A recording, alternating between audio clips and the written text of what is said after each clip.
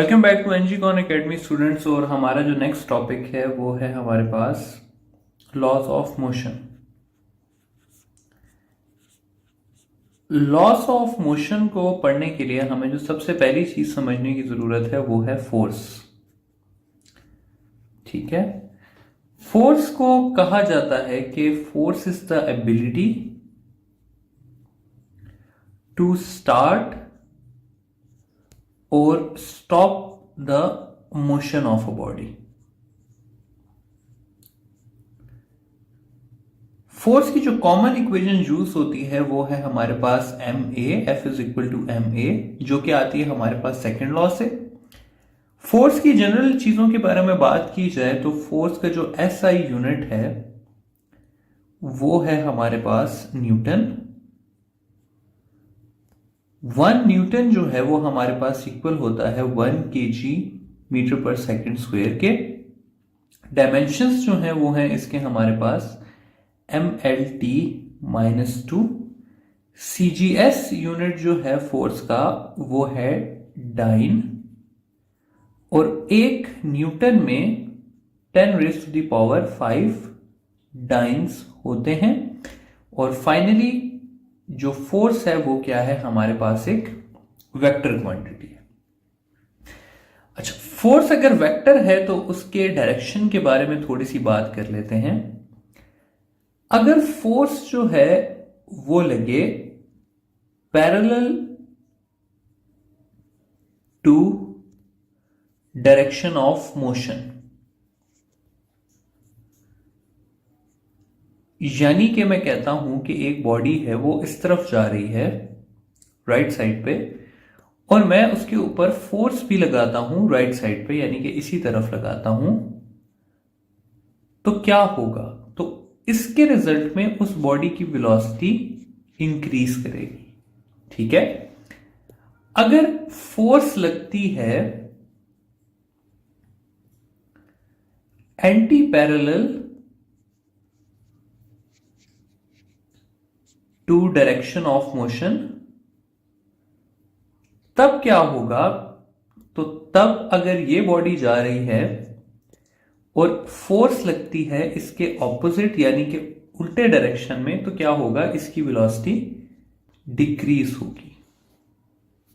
और फाइनली अगर मैं कहता हूं कि फोर्स लगती है perpendicular to the direction of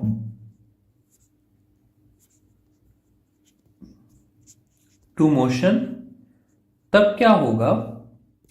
तब इस तरह से होगा कि कंसिडर ऐसे करें कि बॉडी जा रही है इस तरफ और मैं उस पर फोर्स लगाता हूं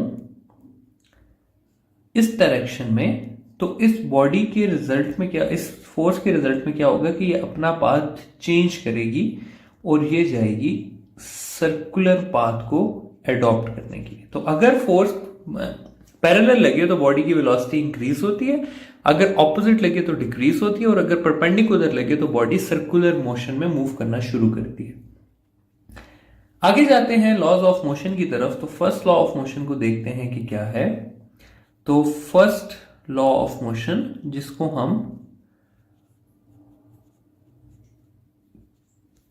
कहते हैं जी लॉ ऑफ इनर्शिया।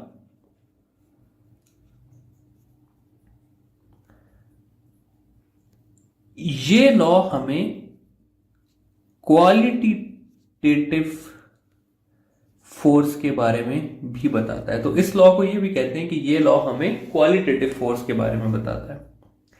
लॉ कहता क्या है कि a body at rest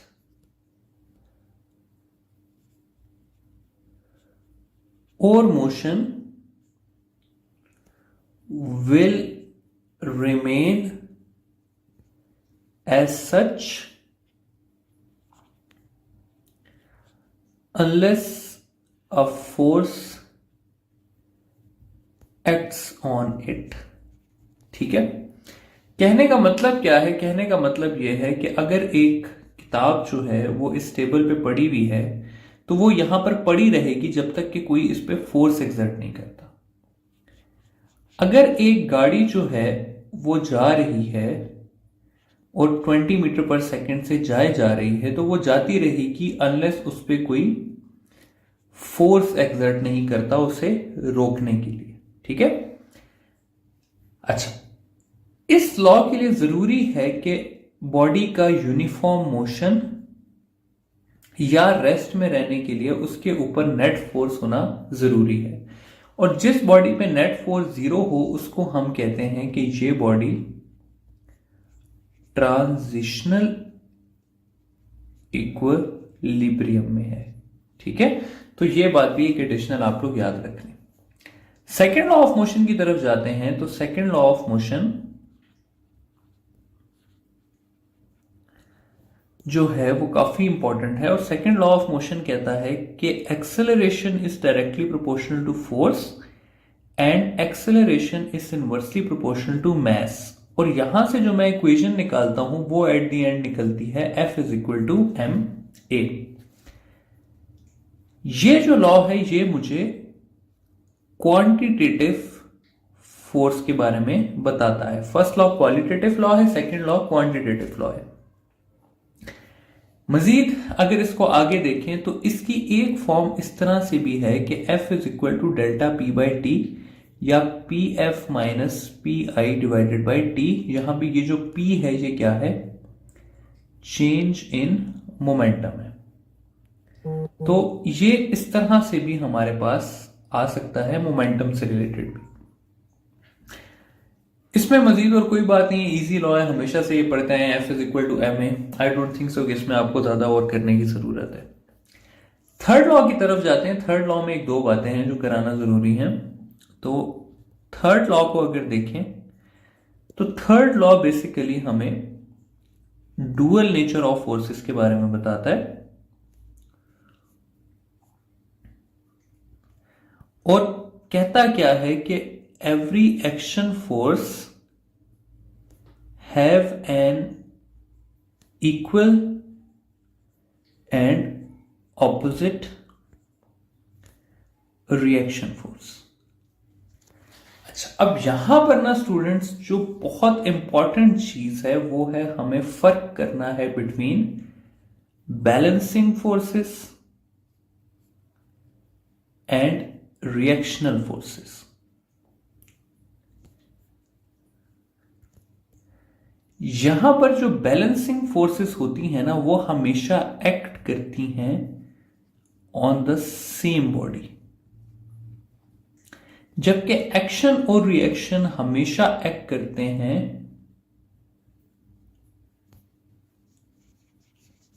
different body पे। बैलेंसिंग फोर्सेस जो हैं वो कैंसल करती हैं ईच अदर, कैंसल आउट करती हैं ईच अदर, जबकि ये एक दूसरे को कैंसिल नहीं करते। एक्शन और बैलेंसिंग फोर्सेस जो हैं वो बॉडी को आइदर रेस्ट पे रखती हैं या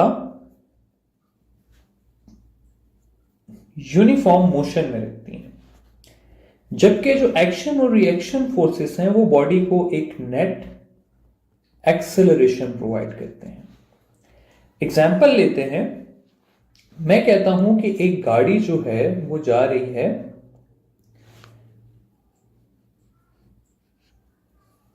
यूनिफॉर्म स्पीड के साथ, यानी कि 20 मीटर पर सेकंड के साथ। तो इस केस में क्या हो रहा है, इस केस में जो गाड़ी का इंजन है वो गाड़ी पे फोर्स लगा रहा है आगे जाने के लिए, और फ्रिक्शन जो है वो गाड़ी पे फोर्स लगा रही है पीछे की तरफ उसको रोकने के लिए। ये दोनों फोर्सेस इक्वल हैं, इस वजह से बॉडी क्या है, यूनिफॉर्म मोशन से मूव कर रही है। तो इसमें देखें बॉडी एक ही है, गाड़ी, इंजन भी गाड़ी पे फोर्स लगा रहा है, फ्रिक्शन भी गाड़ी पे फोर्स लगा रही है, दोनों इक्वल हैं, इसलिए एक दूसरे को कैंसल आउट कर रहे हैं, और as a result body uniform motion में मूव कर रही है। इसके मुकाबले में मैं कहता हूं एक परिंदा है, वो परिंदा जमीन पे एयर में फोर्स लगाता है और एयर एज अ रिजल्ट उसके विंग पे फोर्स लगाती है, और नेट रिजल्ट क्या होता है, परिंदे का ऊपर जाना। पहली चीज डिफरेंट बॉडीज, एक एयर थी, दूसरी विंग था, दोनों ने एक दूसरे को कैंसिल नहीं किया और एज अ रिजल्ट इसके पास नेट एक्सेलरेशन आई और ये ऊपर की तरफ पुश हुआ। ठीक है, तो आई होप कि आपको बैलेंसिंग और रिएक्शन फोर्सेस में फर्क समझ आ गया होगा और ये फर्क करना बहुत जरूरी है, क्योंकि बाज़ औक़ात एक बहुत कॉमन सिनेरियो है, बच्चे सेंट्रीपिटल और सेंट्रीफ्यूगल को कहते हैं कि ये दोनों एक दूसरे को कैंसिल कर देती हैं।